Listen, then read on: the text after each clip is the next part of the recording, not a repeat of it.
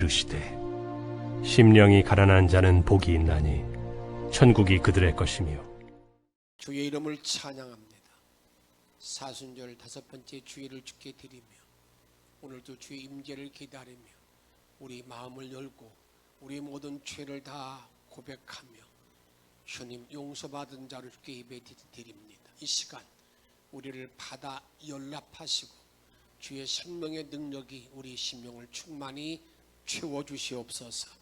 부족한 종을 감춰주시고 온전히 하나님의 뜻을 이루는 주의 나팔로만 쓰임받게 하옵소서. 예수님 이름으로 기도하옵나이다. 아멘. 산상수훈의 팔복이 무엇을 말합니까? 산상수훈의 산상수훈 수훈 전체가 좀 다르게 살자 그 주제라고 지난 주간에 말씀을 드렸습니다. 근데 이 팔복의 모든 의미도 같습니다. 우리의 신앙생활이라는 것은 세상과 좀 다르게 살아야 된다. 이게 신앙생활이라는 거예요. 신앙생활이 다르게 살아야 되는데 그 다르게 사는 신앙생활이라고 해서 세상과 다르게 살기 때문에 고난당하고 역경 속에서 어려움 속에서 환난 속에서 번민 속에서 살아가는 것이 아니라는 겁니다. 우리가 세상과 다르게 살지만 행복한 삶을 누리는 것, 이게 팔복이라는 거예요. 내가 좀 다르게 살지만 행복한 삶을 누리며 사는 것, 이게 팔복의 어떤 깊은 의미라는 것을 우리가 먼저 알고 깨닫고 이 팔복을 앞으로 쭉 나누고자 합니다. 여러분이 등산을 가시게 되면 등산해 보면 등산로가 있어요. 등산로라는 것은 국가에서 만들어준 게 아닙니다. 국가에서 이리 가시오 길을 내준 게 아니잖아요. 때문에 모든 사람들이 이제 자기가 이게 참 편하고 이 길로 가게 되면 나에게 참 유익하다고 생각되는 길로 다녀요. 그것이 등산로입니다. 다시 말하면 자기 나름대로의 행복의 길을 만들어 간다 그 말입니다. 신앙생활도 마찬가지예요. 내가 믿음의 길을 걸어가는 동안에 내가 주님께서 이 주신 모든 말씀을 딱 내가 붙잡고 정하고 난 다음에 그 다음에 내 스스로 행복의 길을 만들어가는 것, 그 길을 개척해 나가는 것, 이것이 행복의 등산길처럼 신앙의 등산길을 내가 만들어야 된다 그 말입니다. 그런 의미 속에서 총괄적으로 8가지 복의 의미가 무언가 개괄적으로 한번 쭉 정리해 볼 테니까 여러분들이 이게 팔복이라고 그러는 것은 이런 내용이 포함되어 있구나 하는 것들을 한번 정리하시기 바랍니다. 제일 첫 번째로는요, 이 팔복은 크리스천의 참된 성품을 의미합니다.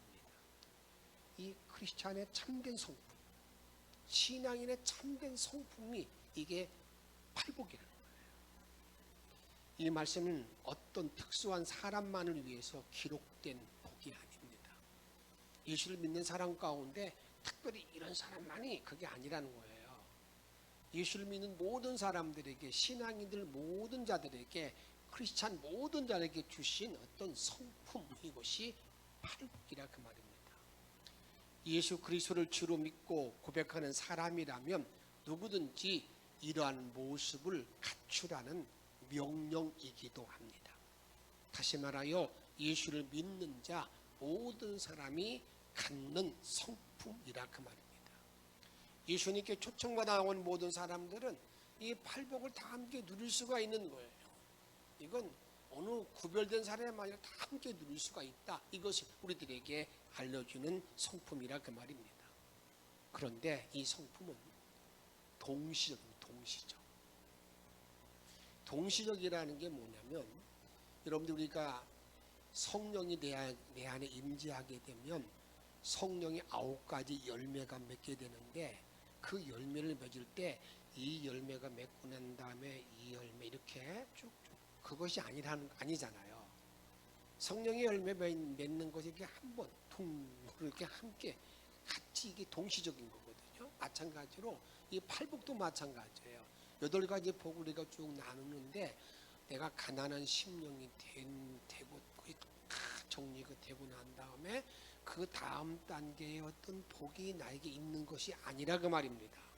이것은 동시에 주어지는 건데 가난한 마음을 가진 사람은 정말 애통하지 않을 수 없습니다. 애통하는 사람은 온유하지 않을 수가 없어요. 또 정말 온유한 사람은 의에 줄이고 목마른 자가 되지 않을 수가 없다. 이런 의미 가운데에서 동시적인 성품이라는 것을 잊지 말아야 됩니다. 세 번째로는요, 이 성품은 따라합시다. 거듭난 성품이다. 이 성품은 거듭난 성품입니다. 그렇기 때문에 8가지 모든 이 성품은요, 이 태어날 때부터 가지고 있는 본능적인 생리적인 성품이 아니에요. 완전히 내가 거듭났을 때 주어지는 그런 어떤 하나님의 성품인 것을 우리가 알아야 된다 그 말입니다. 우리는 천성적으로 착한 사람과 온유한 것을 혼돈하기 쉬운데 이 착한 것하고 온유한 것은 전혀 다릅니다. 온유한 자가 된다는 그런 말씀을 나눌 때에 여러분들에게 자세히 설명해 드리겠습니다만, 이 온유라고 그러는 것은 야생동물을 데려다가 집토끼, 집의 동물로 만드는, 그러니까 야생동물의 성격을 집에서 기르는 그러한 동물로 바꾼, 이게 온유거든요. 그러게 이 천성적으로 착하다, 그것과 여러분 절대 그것이 아닌 것을 우리가 알아야 된다 그 말입니다. 그러기에 이 성품 8가지는 그냥 생리적으로 천성적으로 우리에게 주어진 것이 아니라 그 말입니다. 우리가 간혹 사람을 만나보다 보게 되면 착한 사람일수록 내적인 심한 갈등과 위선이 있습니다. 지성적인 그러한 사람일수록 교활한 죄와 위선적인 죄를 더 많이 짓는 것을 보게 됩니다. 그러기에 이 8가지 복의 모든 성품은 여러분들에게 이게 거듭난 자, 예수 안에서 내가 회개하고 주의 자녀가 되었을 때에 주어지는 복이지 천성적으로 준 복이 아니라는 것을 먼저 알아야 된다 그 말입니다. 다음 4번째로 이 성품 8가지 복은 세상 사람과 구별되는 성품입니다. 어떤 의미 가운데 구별되느냐? 섬기는 대상이 세상은요, 돈이나 물질이나 명예입니다. 거기에 온통 관심이 다 있잖아요. 그런데 신앙인은요, 돈이나 물질은 명예가 아닙니다. 이제 그가 섬기는 대상이 하나님으로 딱 고정됩니다. 그 다음에 추구하는 것이 다릅니다. 세상에서는 무엇을 입을까 마실까 거기에 초점이 있습니다. 그러나 이제 신앙인들은요, 그의 나라와 의를 추구하는, 그의 나라와 의를 구하는 그런 자리에 나가게 됩니다. 그리고 행동에 있어서 다릅니다. 세상의 모든 사람들은 자기 능력, 자기 힘을 자랑하고 자기 부유함을 자랑하고 자기의 재능을 자랑합니다. 그런데 신앙인은 그렇지 않습니다. 여러분들 예수를 믿고 주님을 바로 알면 알수록 무엇라고 고백하느냐면요, 내가 이렇게 능력이 있음을 감사합니다, 그렇게 말하지 않습니다. 그렇게 고백하지도 않습니다. 어떤 고백이 되어지냐면 철저하게 자기 무능력을 고백합니다. 자기의 한계를 고백합니다. 자기 죄인됨을 고백하는 것이죠. 그래서 여러분들에게 예수를 알지 못하는 모든 사람들은 이렇게 자꾸 자기가 죄인이라고 말하고 내가 문제라고 얘기하고 그러기 때문에 정신병 들었다고 얘기하는 사람들도 있어요. 이 심리학적. 그런데 우리가 정말 예수를 믿고 난다면 나의 자기 자랑이 없다고 말입니다. 이와 같이 세상 사람과 구별된 성품을 가지고 있다 그 말입니다. 5번째로 이 팔복은요, 내면적이고 영적인 성품입니다. 이 모든 팔복의 성품이 모두 다 내면적 영적인데 세상 사람들은 그렇지 않습니다. 이 내적인 복, 내면적 영적인 복을 추구하기보다는 어디에 관심이 많습니까? 내가 땅을 몇 평 가지고 있다, 몇 평 아파트 산다, 이런 데에 자꾸 관심이 많다 그 말입니다. 그리고 내가 어떤 훈장을 받았다, 이런 데에 초점이 맞춰져 있기 때문에 그런 자리에 놓여 있는 그런 일을 가지고 있는 사람들은요, 그냥 자랑거리가 많고 목소리가 크게 됩니다. 그러나 팔복의 관심은 내적인 가치관으로 내가 무슨 뜻을 가지고 행동에 옮기느냐에 거기에 초점이 있습니다. 내가 주님의 뜻을 이루기 위한 몸부림, 여기에 초점이 있는 것이지, 내가 세상에서 뭘 얼마나 가졌다, 거기에 비교의 대상이 되지 아니한다 그 말입니다. 우리 신앙인들이 이 같은 천국의 성품을 가져야 됩니다.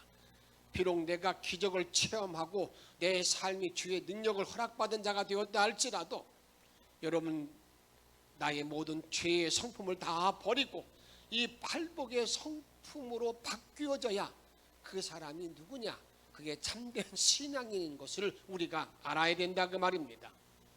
그리고 우리가 이 땅에 살고 있는 날 동안에 성품이 비뚤어지게 되면 자꾸 문제를 일으키게 됩니다. 내가 신앙 안에서 이렇게 하나님의 이 성품을 내가 바로가 잊지 못하면요, 계속해서 그 사람 그 본인뿐만 아니라 주변이 계속 문제가 일어납니다. 그리고 성적이 못된 사람은요, 참 이상합니다. 성적이 못된 다른 사람을 관용하지 못합니다. 여러분들이 못된 성격을 가진 사람에 대해서 꼴보기 싫고 막 그런 사람이 있죠. 그건 왜 그게 뭔지 아십니까? 아직까지 내가 나도 그런 성품을 가지고 있기 때문이라는 것을 먼저 진단할 수 있어야 됩니다. 이 성격을 고치기 전에는 봉사하는 것도 주님 섬기는 것도 너무나 힘이 듭니다. 그러나 나의 잘못된 성격을 고치게 되면 참 이상합니다. 내 멍에를 매면 그 다음에 주님은 쉽다고 그랬거든요. 이 주의 뜻을 이루는 그 일이 너무너무 쉽습니다. 그러나 주의 성품이 이루어지기 전까지 이런 그 주님의 성품으로 바뀌기 전까지는 그게 하는 일이 힘들어요. 좀 가다 그냥 변덕부립니다. 여러분, 이런 모든 내용들이 우리가 팔복의 성품이라는 것을 정리하면서, 그렇다면 심령이 가난하다는 의미는 무엇일까? 심령이 가난하다는 말은 무엇일까?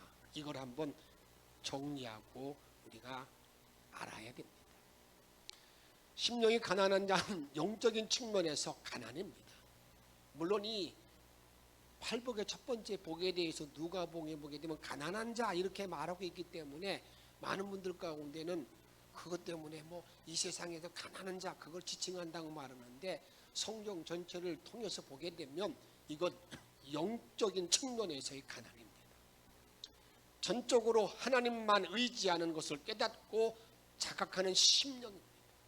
나는 하나님 없이는 살 수 없고 주님 하나님 없이는 아무것도 할 수 없다는 이 가난한 심령이 되는 상태, 이것을 심령이 가난하다 그렇게 말한다 그 말입니다. 하나님 앞에서 깨어져서 마음이 가난해지면 이때부터 기막힌 심정을 가지고 하나님을 갈망하게 됩니다. 정말 내 마음이 다 깨어진 모든 상태에서 이제 주님만을 갈망하는 그런 상태, 이런 상태가 심령이 가난한 자의 모습이라 그 말입니다. 전적으로 하나님을 의뢰하고 긍휼만 바라보는 그러한 상황입니다. 하나님을 향한 열망이 가득하게 되기 때문에 그때부터는 이런 마음이 생깁니다. 주님, 나를 때를 따라 돕는 은혜로 함께 해달라고 기도합니다. 주님의 긍휼을 분명히 믿으면서 그 주의 긍휼과 은혜 가운데에서 때를 따라 나에게 돕는 손길을 달라고 기도하는 그런 마음, 이것이 심령이 가난한 자의 마음이라 그 말입니다. 이런 마음을 히브리 4장 16절에 같이 한번 읽도록 하겠습니다. 그러므로 우리는 긍휼하심을 받고 때를 따라 돕는 은혜를 얻기 위하여 은혜의 보좌 앞에 담대히 나아갈 것이니라. 아멘. 내가 주님의 긍휼하심을 받고 때를 따라 돕는 은혜를 얻기 위하여 그냥 모든 순간순간 모든 때마다 하나님의 은혜를 내가 받기 위해서 어디에 나간다고요? 은혜의 보좌 앞에 담대히 나간다는 말이 무슨 말이에요? 내가 부족합니다. 정말 내가 염치가 없는 사람입니다. 내가 주 앞에 아랠 수 있는 자격이 없는 사람입니다. 그런데도 불구하고 내가 주 앞에 나아가서 기도하는 사람, 이 사람인 것을 우리들에게 말씀하고 있습니다. 그러기에 심령의 가난이 모든 복을 여는 첫 관문입니다. 심령의 가난의 복이 있어야 나머지 팔복의 모든 복을 내가 얻을 수가 있는 것이지. 심령의 복을 내가 허락받지 아니하고는 다음에 전개되는 다른 어떤 복도 내가 받을 수가 없습니다. 이 가장 기본입니다. 그 문에 들어가야만, 그 문을 통과해야만 이것이 되어져 있다 그 말입니다. 로이드 존스 목사님은 심령이 가난하다는 말을 속을 비우는 것이다 그랬어요. 먼저 자기 속, 마음을 비우지 아니하면 아무것도 채울 수 없다라고 말합니다. 심령의 가난이 모든 복의 열쇠가 됩니다. 자신이 완전히 무너진 상태, 파산의 상태, 이것이 심령의 가난이라 그 말입니다. 내 심령이 완전히 파산되어져 완전히 파괴된 그런 상태 가운데 있을 때에 성경은 참 이상한, 주님은 참 이상한 분 같아요. 그때 그에게 채워준다 그 말이에요. 이것이 심령의 가난이라 그 말입니다. 이런 모습을 누가복음 18장에 보게 되면 우리들에게 심령의 가난한 자의 모습이 어떤 모습인가를 아주 생생하게 우리에게 알려주고 있습니다.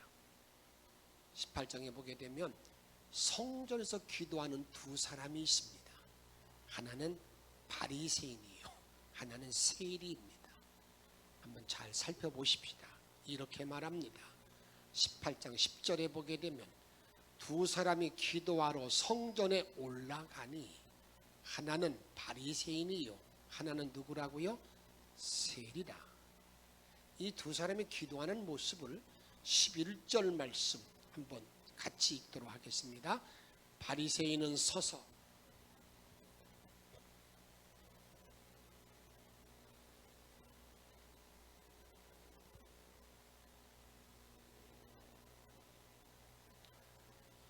대단하죠? 토색, 불이 가늠하는데도 같지 아니하 다른 삶을 살았어요. 이 시대와도 같지 아니함을 감사합니다. 또 나는 일회에 2번씩 금식하고 또 소득의 11조를 드리나이다. 어떻게 보면요, 지금 멋진 신앙 같은 사람이잖아요. 얼마나 구별을 잘했습니까? 얼마나 착하게 살고 있습니까? 그런데 세리를 보십시다. 13절에 보면 세리는 멀리 서서 감히 눈을 들어 하늘을 쳐다보지도 못하고 고개를 들지도 못하고 다만 가슴을 치며 이르되 하나님이여 불쌍히 여기소서 나는 죄인으로소이다 하였느니라. 두 사람이 잘 대비가 됩니까? 바리새인의 기도, 세리의 기도. 바리새인은요, 하나님께 드릴 것이 많은 부유한 사람이고 자랑할 것이 많은 사람이었습니다. 그런데 세리는 이렇게 말합니다. 나는 죄인으로소이다. 나를 불쌍히 여기소서 하면서 가슴을 치는 사람입니다.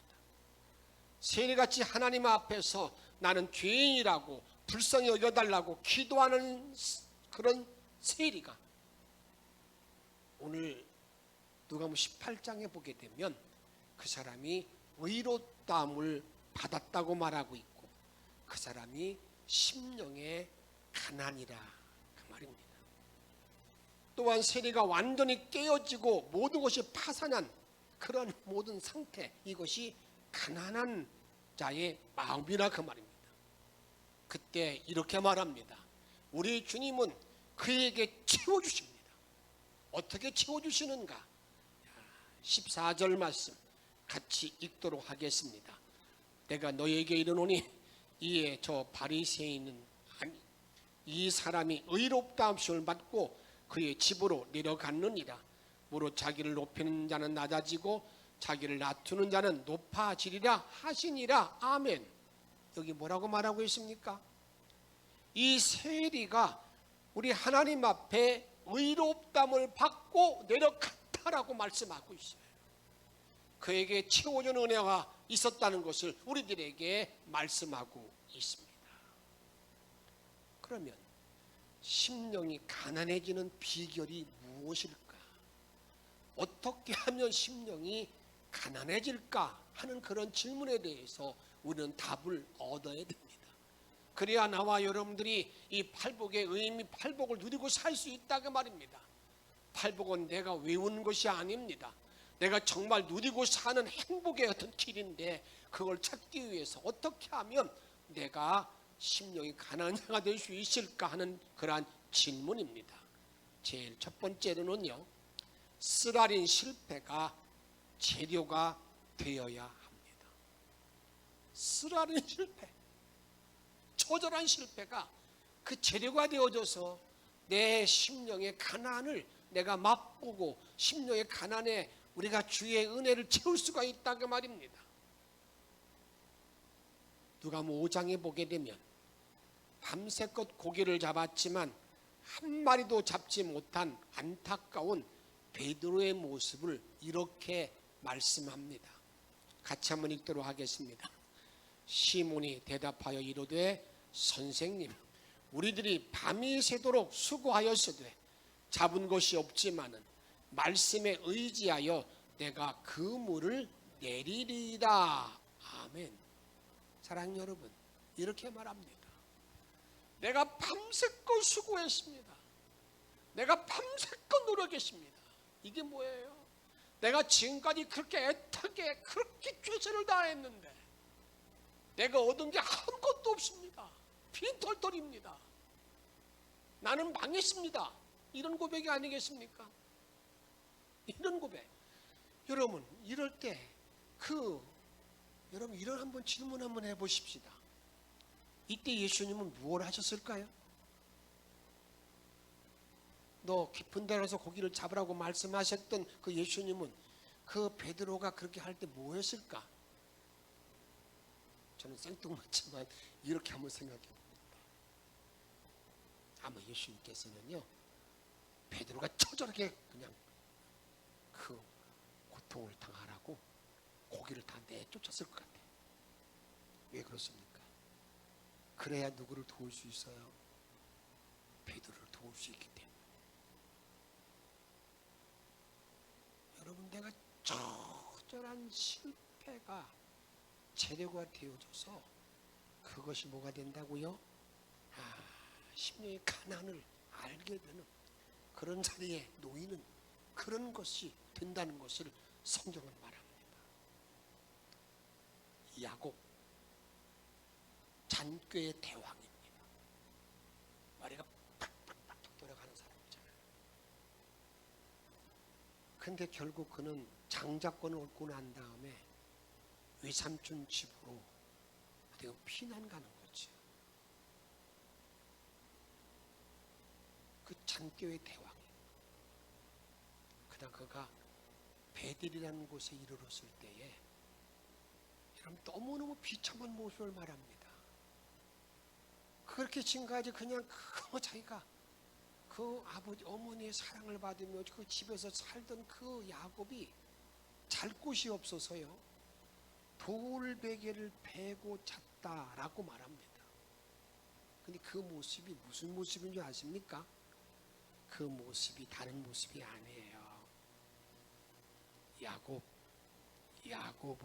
야곱이 처절한 비움을 가져왔다는 거예요. 처절한 비움.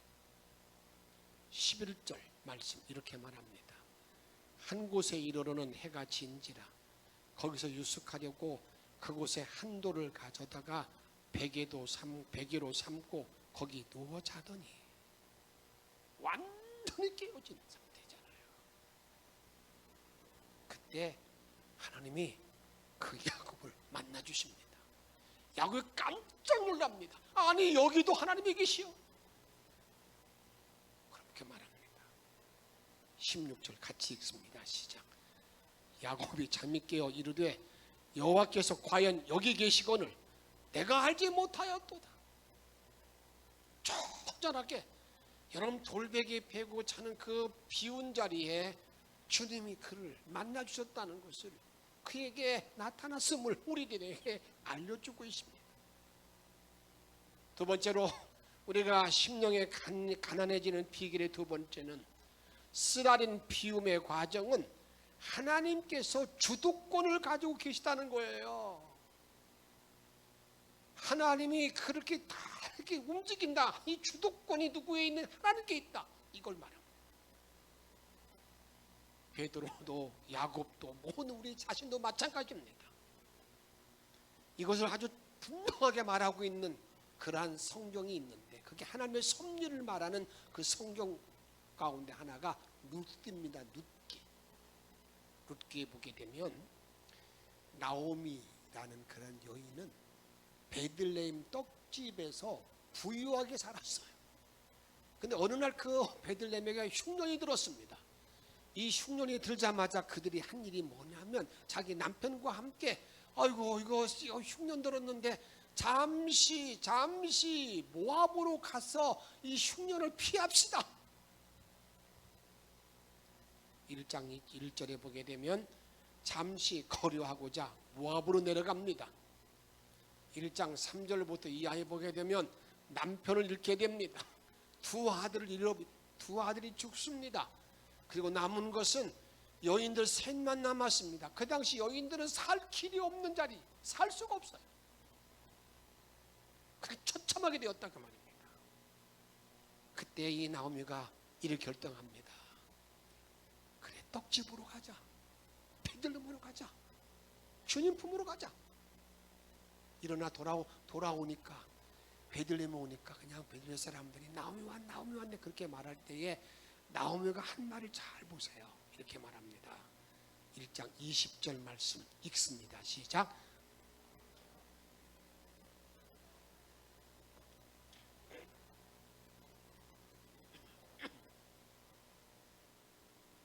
나 나오미 아니야.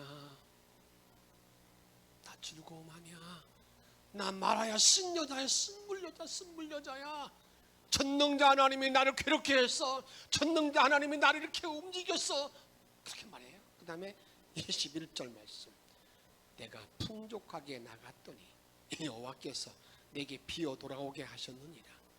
여호와께서 나를 뭐했고 징벌하셨고 전능자가 나를 괴롭게 하셨거늘 너희가 어찌 나를. 그 후에 하나님께서는 나오미 룻을 통해서 위대한 역사, 체험의 역사가 주어졌다는 것을 우리들에게 말씀하고 있습니다. 우리 잘 기억하십시다. 하나님은 우리의 실패의 거울로 대반전의 삶으로 인도하시는 그런 길을 심령의 가난을 맛본 자에게 주신 은총인 것을 우리가 알아야 됩니다. 모든 열등감과 비참함을 변하여 새로운 능력의 삶으로 인도하는 하나님의 섭리, 이런 모든 것이 다 주의 손에 있다는 것을 우리들에게 알려주고 있습니다. 이제 마지막으로 심령이 가난한 자의 복이 천국이라고 우리들에게 말하고 있는데 이 천국에 대한 의미를 잠깐 동안 한번 생각해 보고자 합니다. 천국이라는 것은 우리가 죽어서 가야 될 그 하늘나라, 그 나라도 뿐이죠. 그런데 이 땅에 있는 날 동안에도 한번 따라합시다. 하나님의 통치가 이루어지는 곳, 하나님의 통치가 이루어지는 영역이 하나님 나라예요. 하나님 나라, 천국이라 그 말이에요. 그러기에 정말 주님이 내 마음을 다스리기 위해서는요, 내 심령이 가난해지지 아니하면, 비워지지 아니하면 절대 주님이 다스릴 수가 없어요. 내 교만, 내 의, 내 경험, 내 철학이 꽉 차 있는 그 마음에는 주님이 다스릴 공간이 없어요. 주님이 내가 그걸 다 내어놓고 비워놓게 되면, 가난한 심령이 되게 되면, 그때 누가 다스린다고요? 우리 주님이 내 마음을 다스려서 통치해서 천국이 이루어짐을 여러분 믿으시길 바랍니다. 그리고 난 다음에 나도 주님이 다스리고 내 남편도 주님이 다스리게 되면 그때 가정의 천국, 부부간의 천국이 이루어지는 거지요. 그 다음에 나도 하나님이 다스리고 내 아내도 다스리고 내 자녀도 다스리게 되면 우리 가정의 천국이 이루어지게 되는 것입니다. 오늘 말씀을 마치고자 합니다. 우리 인간의 모습은요, 성경이 이렇게 고발합니다. 벗지 못하는 상황이라는 거예요. 내 심령을 가난하게 내어놓지 못하는 그러한 존재, 이게 인간이라는 겁니다. 마치 어떤 상태냐면요, 나만 장군 잘 아시잖아요. 그 나만 장군이 이렇게 말합니다. 그는 큰 용사였으나 그는 나병이라. 큰 용사였지만 속은 나병으로 썩어 들어가는 사람, 겉옷은 그냥 번쩍번쩍 빛나고 있지만 속은 썩는 사람, 이게 인간이라 그 말이에요. 갑옷 속에 나병을 숨기고 있는 위선적인 인간이라 그 말입니다. 하나님은 갑옷을 벗기지 아니하고는 그를 고칠 수가 없습니다. 이때 주님은 엘리야를 통해서, 엘리사를 통해서 뭐라고 말합니까? 그 나만에게 요단강에 가서 7번 씻으라. 그 몸을 씻기 위해서는 뭘 벗어야 돼요? 갑옷을 벗어야 되는 거예요. 가난한 자가 되어야 되는 거예요. 그때 뭐가 있는 거예요? 치유가 있다 그 말입니다. 거기에 천국이 임한다 그 말이에요. 로마서 14장 17절에 보게 되면 하나님의 나라는 먹는 것과 마시는 것이 아니에요. 오직 심령 안에 있는 의와 평강과 희락이라고 말씀하고 있는데, 이 내적인 하나님의 통치가 이루어지는, 내가 심령이 정말 가난한 자가 됨으로 말미암아 우리 주님이 다스리는 그러한 복된 자리에 들어가서 이 복을 누리고 사는 저와 여러분의 삶이 되어지기를 주의 이름으로 축복합니다. 주님이 나를 다스려 주기를 간절히 사모하면서 성령님이 나의 심령에 충만히 임하기를 바라면서 앞에 불렀던 찬양 한번 다시 한번 부르도록 하겠습니다. 성령이여 우리에게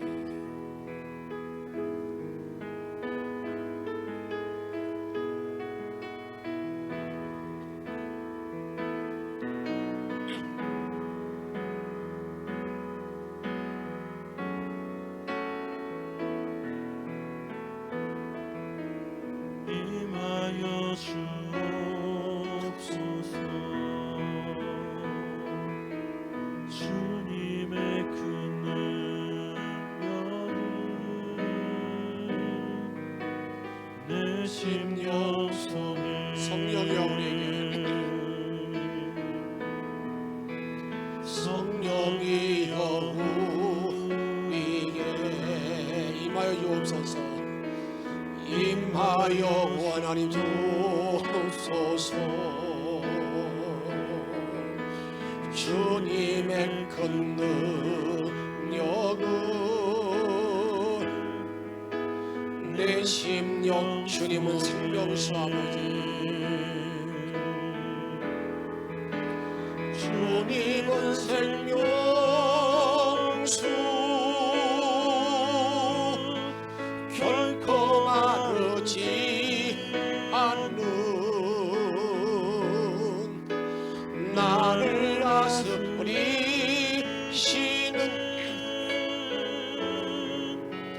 나의 구세주,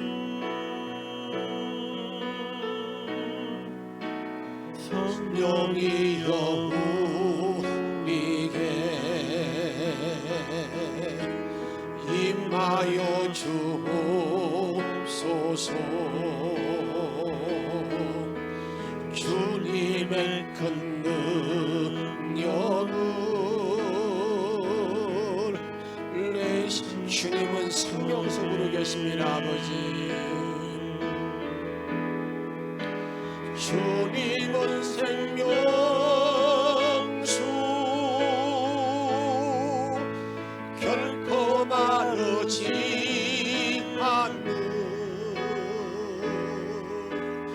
나를 다스리시는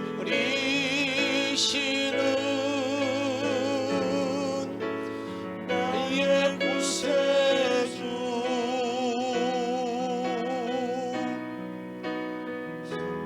이여 우리에게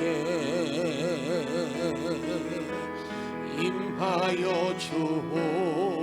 주옵소서. 주님의 큰 능력을 내 심령 속에. 이 시간 내 마음을 다 비우고 성령님이 나를 다스려 달라고, 주의 생명수가 나를 임재하여 나를 이끌어 달라고. 주님, 내가 정말 심령이 가난한 자의 복을 누리며 살게 해달라고 이 시간 주신 말씀을 기억하면서 간절히 통성으로 함께 기도하겠습니다. 아버지, 생명의 이름을 자 영광을 돌리미로 할 영광 마라 이거를 원합니다. 하나님, 우리 흘리는 관하는 복이 있다는 말씀하시는 아버지 하나님, 정말 내가 이 땅에 살아가는 모든 날 동안에 정말 주의 도움을 해서 나가기를 원하나이다. 내가 정말 좀 심령 가는 자의 모든 복을 이루고 살 수 있는 믿음의 종들이 다 되게 도와주시를 원합니다. 내가 주님을 영접받으면서 이 발복에 누리고 살게 도와주시옵시고 더 탐드는 삶, 행복한 삶을 누리며 살아가시는 은혜와 복을 덧입혀 주시를 원합니다. 아버지는 능력을 함께 도와주시를 원합니다. 주는 권세와 능력으로 충만한 모든 삶을 살아가시려 도와주시를 원합니다. 주여 흥미를 교류를 열어주시옵시고 아버지 선한 대로 살아가시는 일에 들게 도와주셔서 주의 감사와 찬양을 돌리시는 일에 들어가기를 원합니다. 아버지 영원 은혜 나타나는 목전자를 도와주시를 원합니다. 우리가 팔복의 모든 말씀을 통하여 아버지 하나님 그 오늘 이루게 도와주시옵시고 날마다 주를 바라보는 믿음을 되어 도와주셔서 아버지 영광과 능력이 넘쳐나신 일에 들어가기를 원합니다. 주님의 위대한 길을 담대히 걸어가신 일에 들어가기를 원합니다. 주께만 감사와 찬양할 수 있는 복된 종들이 다 되도록 도우시고 인도하시고 영광만 받아주옵소서. 하나님, 내가 철저히 깨어져야 아무를 주시옵시고 저녁에 깨어지는 자에게 도와주셔서 아버지 도움받는 자에게 도와주시옵시고 놀라운 믿음이 걸어가신 일에 들어가 이끌어주셔서 아버지 놀라운 영광을 내종만한 일에 들어갈 수 있도록 주님께서 인도하여 주옵소서. 승리의 큰 권능으로 남은 모든 아버지의 천국을 달리는 은혜를 누리시기 도와주시기 원합니다. 주님의 나를 다스리는 일에 들어가기를 원합니다. 아버지의 은혜의 선교로 충만한 일에 들어갈 수 있도록 주님께 이끌어 주옵소서. 우리의 생명과 능력 되시는 예수님의 이름으로 간절히 기도하옵나이다. 아멘.